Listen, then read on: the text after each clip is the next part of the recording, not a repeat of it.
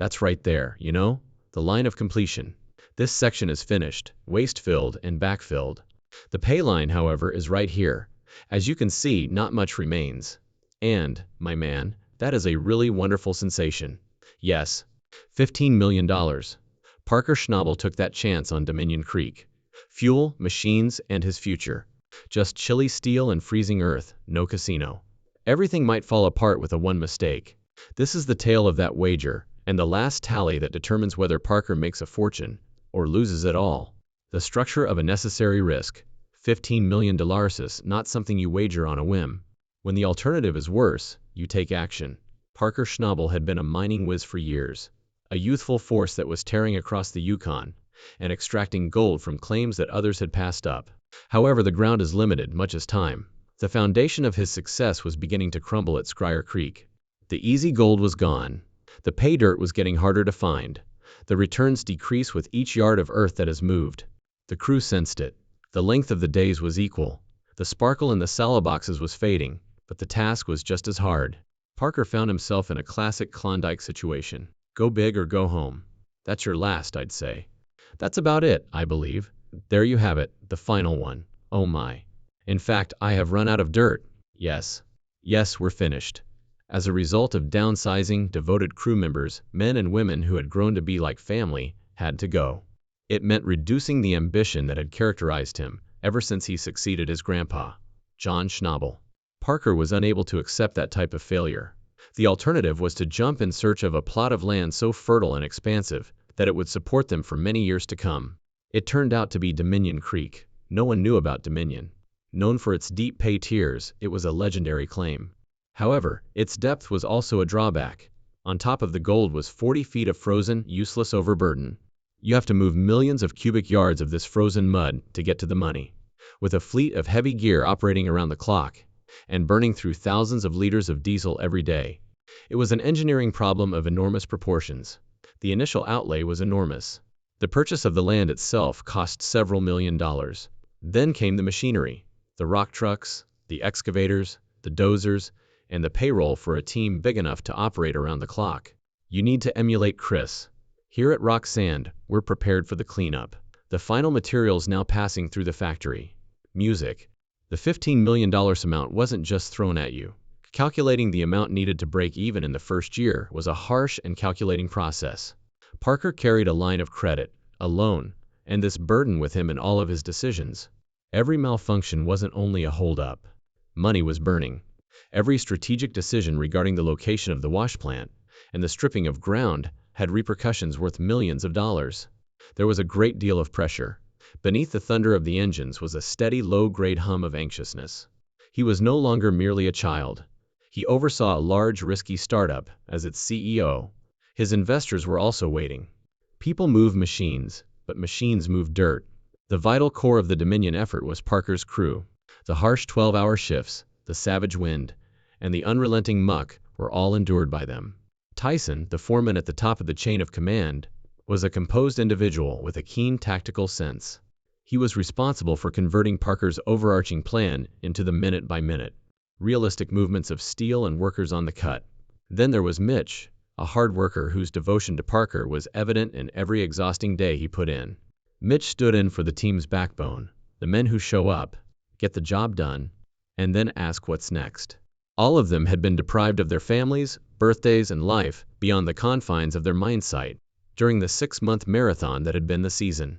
As the season was coming to an end and the last push was underway, something happened one day that told us more about the operation than any gold total could. Parker discovered Mitch with his face etched with exhaustion, covered with oil and grime. He was aware that he would be missing Mitch's daughter's upcoming birthday. Parker instructed him to go pack his bags, get into his truck, and make the long drive home. A decision that went against the ruthless logic of the gold industry. Parker asked in a tone that left little room for debate, "You've got a pregnant wife and a daughter's birthday to get home to, don't you?" Mitch was taken aback. "You guys fought through. You've put in a hell of a season. Get out of here." Parker insisted. It was a small act, but it was everything. It was an acknowledgement of the human cost. It told the crew that Parker saw their sacrifices, that he understood their lives extended beyond the boundaries of Dominion Creek. Leaving early during the most critical part of the season was unheard of. It was a more valuable investment in loyalty than any piece of equipment. As Mitch drove off, the rest of the crew felt relieved and grateful, because they knew their boss still saw them as people, not just parts of a machine, even under the crushing pressure they were under. It's that kind of leadership that makes a group of workers want to fight for you. In order to manage the enormous task at Dominion Creek, Parker needed a monster. So he located one and gave it the name Roxanne. Roxanne was his massive wash plant, a machine so large it resembled a metal building. It wasn't just a machine, though. It was the center of the entire mine. Imagining a tall building composed of steel beams, long moving belts, and enormous metal screens, the entire thing was designed to do a single task: extract small, valuable gold flakes from enormous piles of rock and dirt. It was a combination of powerful machinery and meticulous labor, beginning with the enormous excavators. The excavator operator had to be extremely skilled because these digging machines, which resembled giant metal dinosaurs with enormous metal claws, would dig deep into the ground to reach the parrot layer of gravel and sand, where gold had been lying for thousands of years. The dirt pays the bills. Every time the bucket of the excavator picked up the pay dirt, it swung around and dumped it into the back of a rock truck, which were not ordinary trucks but huge heavy-duty vehicles that could carry loads as heavy as 10 elephants. If they dug too low, they would be wasting time, and if they dug too high, they would just get worthless dirt. Then the rock truck drivers faced a challenging task. They had to drive carefully to the bottom of Roxanne, where the actual washing would start, on muddy, slick roads carved into the mine side, where a single mistake could cause a truck to slip or become stuck, stopping the entire operation. A crew member would point a massive water cannon, known as a monitor, at the pile of pay dirt at the base of the wash plant. The monitor blasted the hard, packed dirt into a thick, muddy soup by launching a powerful stream of water that was similar to a fire hose but much stronger. Making the slurry this soup is called a slurry was crucial, because hard dirt cannot yield gold. It must be mixed with water to flow and be sorted. The sorting process began when the muddy river of slurry was pushed up a long ramp and thrown onto the top of Roxanne. The first stop was the shaker deck, a series of large trembling screens that resembled a giant kitchen strainer and made a loud rumbling noise that you could feel in your feet as the muddy water flowed over them, hitting all the large rocks larger than a baseball and bouncing them off. At the end of the season, the waste rocks would be as large as a hill, but the smaller pieces of rock, sand, and gold were small enough to fall through the holes in the screen and flow into long metal channels called celly boxes. They would fall down a chute and land in a huge pile next to the machine. The celly boxes are the most crucial component of the entire machine. The magic of gold mining takes place here, because gold is much heavier than sand or rock of the same size. The bottom of these channels was lined with unique rubber mats that had ridges and grooves called miner moss. The heavy gold flakes would sink to the bottom, trapped like coins in the thick carpet of a car, while the light sand and small rocks were easily washed along and flowed right out the end of the machine as the muddy water rushed through the cell boxes. The water flow had to be just right for this to work. If it was too slow, the cell box would fill with mud, and if it was too fast, the water could pick up the gold and wash it away with the waste rocks. Roxanne had been rumbling and roaring nonstop for months. It was the last thing the crew heard at night, and the first thing they heard in the morning. The roaring had ceased, and a strange, heavy silence had descended upon the mine site. The crew stood at the edge of the money pit, the enormous hole in the ground that they had dug all season, and they were finished. It was the sound of labor, of progress, of money being spent in the hopes of finding gold. Do you realize what it is up there? There was no more pay dirt to dig, so the excavator operator carefully and slowly scooped up the last bucket of dirt. The finish line, one of the crew members said, pointing to a distinct line in the dirt, with the wall of dirt they had not touched on one side, and the bottom of the pit they had dug out on the other. It was a momentous occasion, and everyone paused to watch. He carefully poured the last load into Roxanne's hopper, and after a few more minutes of the water pumps running, washing the last of the dirt through the system, everything was turned off, leaving the valley in near-deafening silence, with only the chill wind rustling through it. The walk to the gold room felt different this time, not just because it was the end of a long week, but because it was the end of the entire season, the final test, the big bet out of their hands, the answer to whether their hard work had paid off, now locked away inside Roxanne's metal guts. They had done their part, working through the mud and the cold for 6 long months, and now it was up to Parker and his gold room expert Chris to count the score. The entire crew, including the mechanics and truck drivers, who were usually busy with other jobs, were gathered outside the small locked building, and you could see the hope and exhaustion on their faces. The final cleanup started inside the small safe room, starting with the laborious task of delicately lifting the miners' moss mats heavy with water and packed with black sand, presumably gold, out of the sallow boxes and carrying them to enormous tubs. It was tense. You could almost feel it. Parker was quiet, not making jokes as he usually did, and they used hoses to wash the mats very carefully, making sure that every single speck of the trap material called concentrate fell into the tubs. This dark, heavy mud was the most important stuff on the entire mine site. His face was very serious, and he knew the numbers in his mind.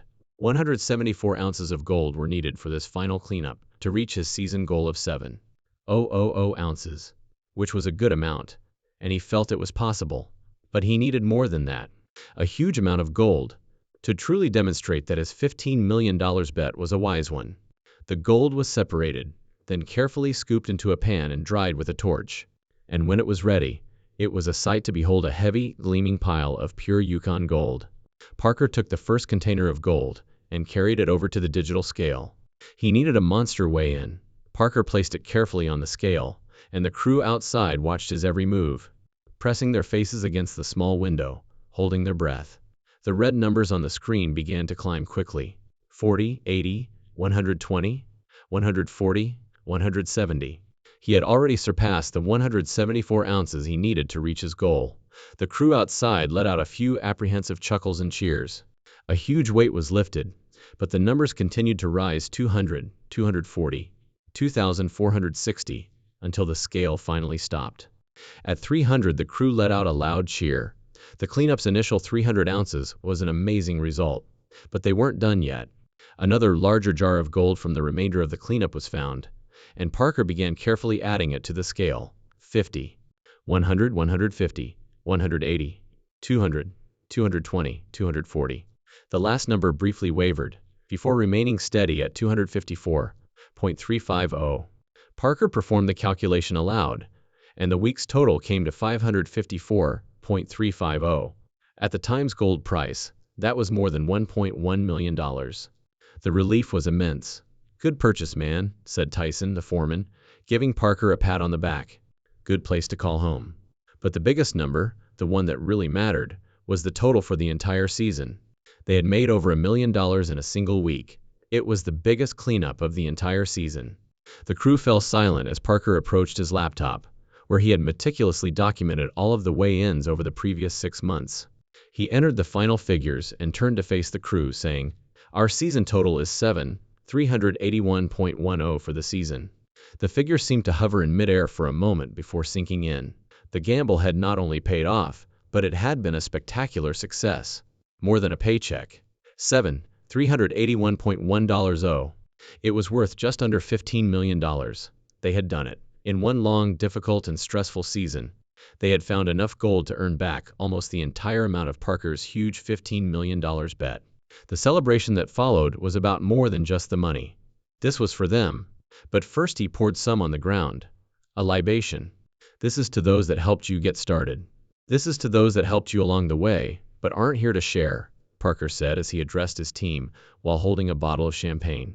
His normally confident and assertive voice cracked with emotion. After a silent remembrance of his grandfather John, who had inspired his passion for gold mining, Parker opened a box and revealed that Chris, the gold room expert, had melted down some of the first gold they had extracted from Dominion and turned it into personalized tokens, tiny, palpable reminders of their triumph. Each crew member received one, and he joked that they could be exchanged for one meal at the kitchen. However, everyone realized that it was more than just gold. It was a medal, evidence that they had been present, and that they had been a member of the team that tamed Dominion Creek. The crew was clearly moved. They had a foundation, a future, a place where they could work for years to come. And they were no longer just nomadic miners chasing the remnants of a dying claim. One of them spoke up, his voice full of emotion, saying, "I think I speak for everybody here that thank you for finding us a home." That one word, home, encapsulated the entire season. "We started out in such a precarious position with ground," Parker thought as he looked at his team's expressions, feeling the full weight of the expedition lift. "I'm just really relieved," he said. The ground is far superior to anything we have previously mined, and we are working on an unbelievable project with an incredible team. He had ensured their future together, which was not just monetary but also existential. What do you believe to be the real test of success in a place like the Klondike? Leave a comment below and subscribe for more tales from the edge of the gold rush.